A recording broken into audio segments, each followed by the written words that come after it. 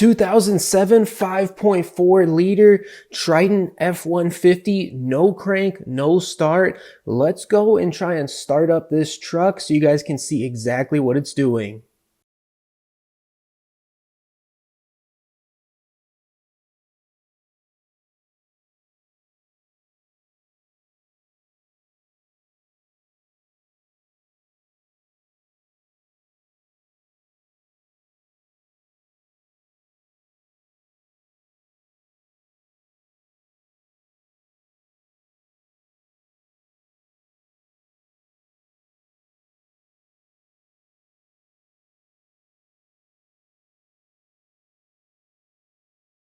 So the first thing I'm going to check based on the symptoms are going to be the connections on the battery. And basically, I'm just looking to see if these are heavily corroded. And this one here is a little bit corroded, but it's not bad enough to prevent the truck from starting, in my opinion. It would have to be a lot more corrosion to mess it up. And even once I took off the terminal here, it's still not showing that much corrosion, not enough to prevent the engine from starting. Luckily, this battery is still within warranty by literally a month and a half. So I went ahead and took it over to Walmart, and thank goodness I was successfully able to just swap it out for a brand new battery.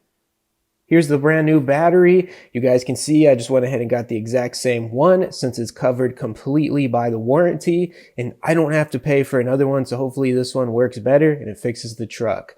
All right, so now I got the new battery installed in the truck successfully. What I'm going to do is go ahead and try and start it up and see if it works.